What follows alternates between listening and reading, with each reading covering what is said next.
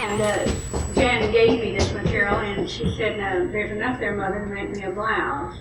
And she said, "And we'll do something with the rest." Well, there was so much there that I just decided to make a skirt too.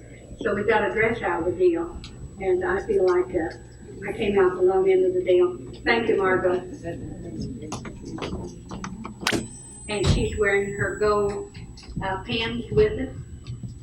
And the Delaware blouse has a long, deep Bertha collar, and then it has a little inset at the neck, and then the ruffles go around the collar and around the sleeves. And this is a pretty little dress in that blouse, in that it's kind of dressy. And you'll see these two on the Delaware Sack and Fox, Kickapoo, all very similar type blouse. Thank you, Jonna.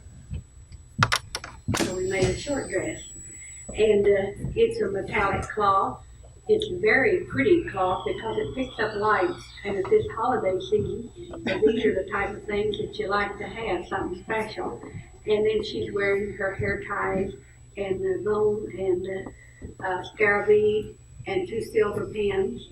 So these shirt dresses, you can just do so much with them. So you all make yourself one for the holiday season.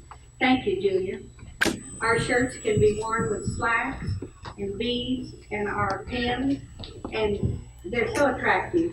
And some of our ladies do wear them. I see them ever so often, and I think they're charming, and they just only enhance us as being Osage women. Thank you, Teresa. And a shawl, a traditional shawl. The dress itself is just a very plain dress that could be worn most anywhere. But you take the shawl, and the shawl makes it Indian. And then I made a necklace to go with it. And I tried it on myself, and then I took in a little bit in hopes that I'd get the right length. And Dana says that it's comfortable. Thank you, Dana. Oh, the fabric looks like rugs. And you know, the Navajo women wear a dress that's either called a blanket dress or a rug dress.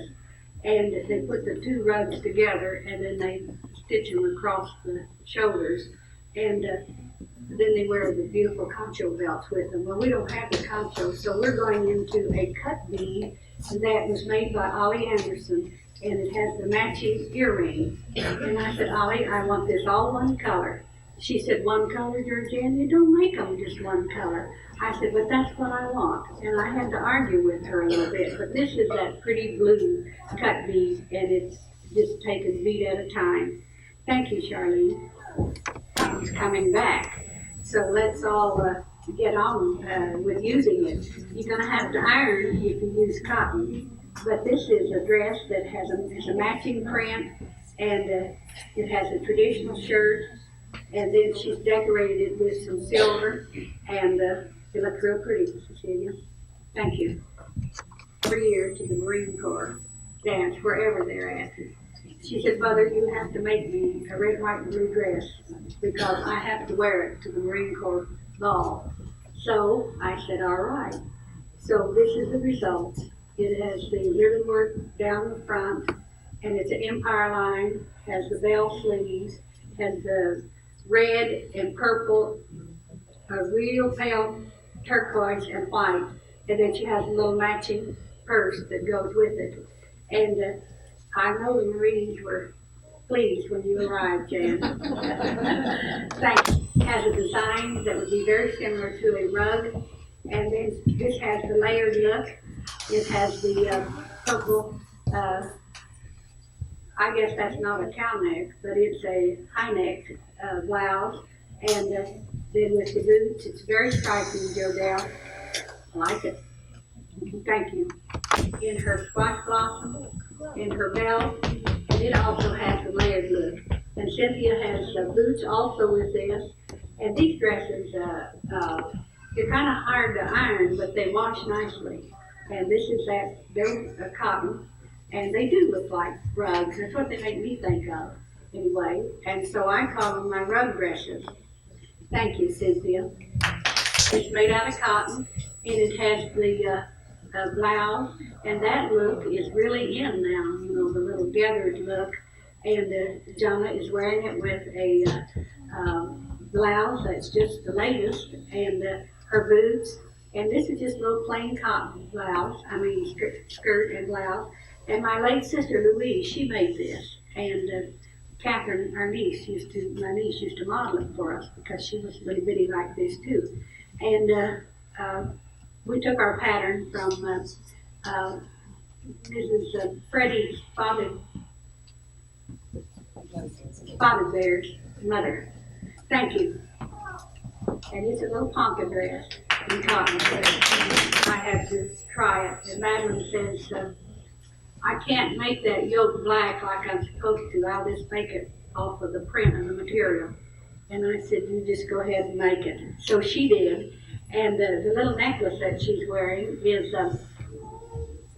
from one of the southwestern tribes, Wahzhazhe.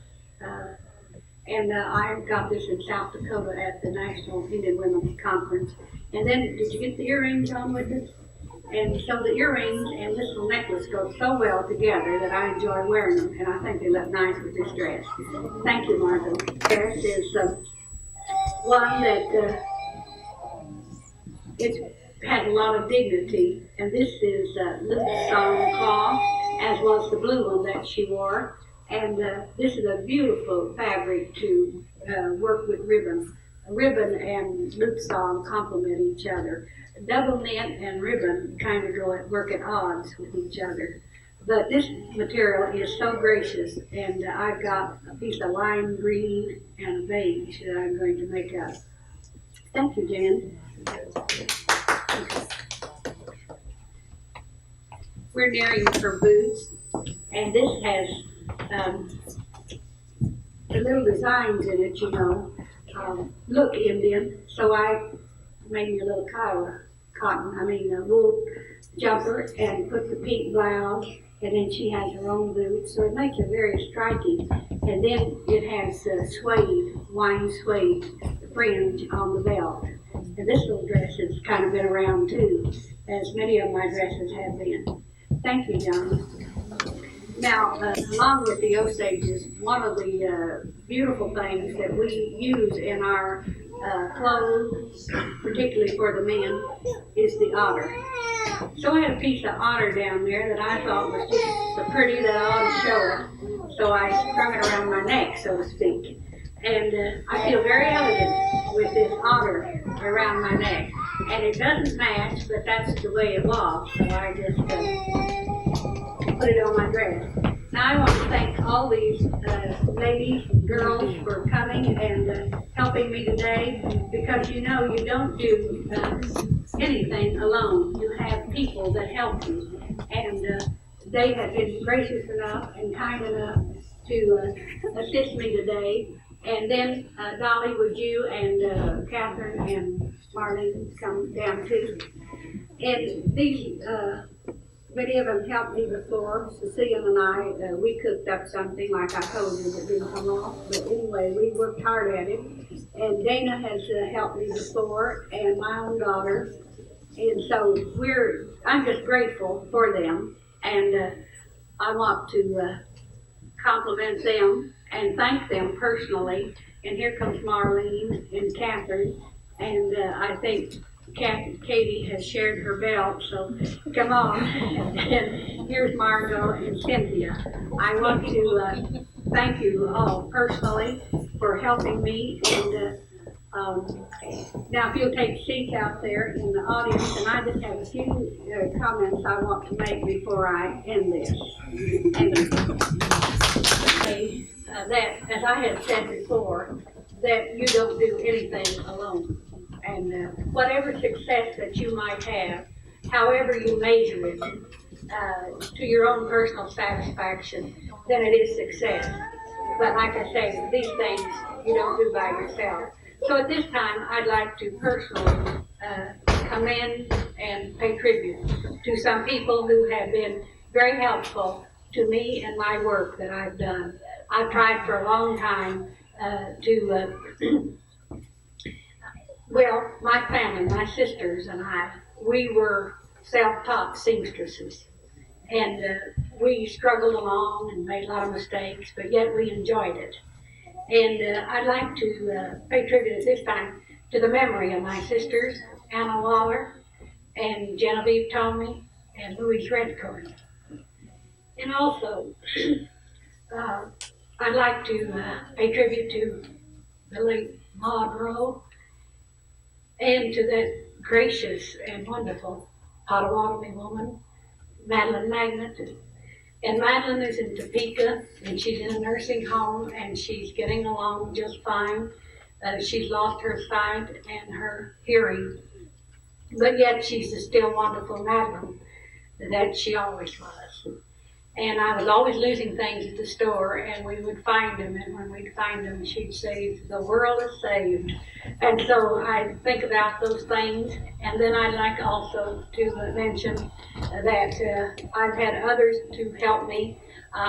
June Whitehorn, who helped me with my sewing, and a lady up north of Dewey, Romalie Howard. These ladies have sewn for me, and it has been, I have benefited from it. And then the Good Indian Women's Club of Bartlesville, we have a good thing going. We do style shows together, and from the proceeds that we get goes into our scholarship fund. And many of the things that you've seen today are the things that they wear in the style shows. And we've been to Joplin and Topeka and Little Rock, Arkansas, and into Kansas any number of times, and then to the 2 trade shows here in Oklahoma. So we have been exposed and to the general public. And I just want to comment, and I thought this was very timely. This was timely that I say this in behalf of these people who have helped me along the way. And really and truly, you're only successful if you do feel successful. I'm not a woman of great wealth. I have made a tremendous amount of money from what I do, but I have gotten a world of satisfaction out of the things that I do. And I love to do these things, and I try very hard to. The tribes that I use their basic patterns from, I give them credit. I don't want to take anything away from them because the Kiowas are just as proud of their clothes as we of ours. But I think of all of the ribbon work things that come about, we more or less lead the parade in our blankets and our men's clothes. And I've done a lot of research on the Miami and the Menominee, Winnebago type ribbon work, and they're all beautiful. Some of them are just nasty, just for museums only. Nobody does it anymore, and that's sad. So let's don't let that happen to us as Osage people. Let's do our ribbon work, and I know you're doing your yarn work, and make our own moccasins and keep our heritage strong and continue it. And I do appreciate your being here, Rosie, for coming out and bringing Alice and Cecilia and her daughter and everybody. So this concludes my program. And Hazel, I see you have arrived. So would you close this with a little word of prayer?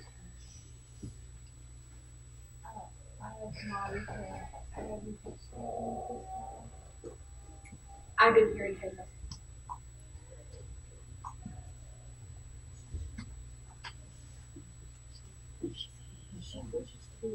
Oh, all right.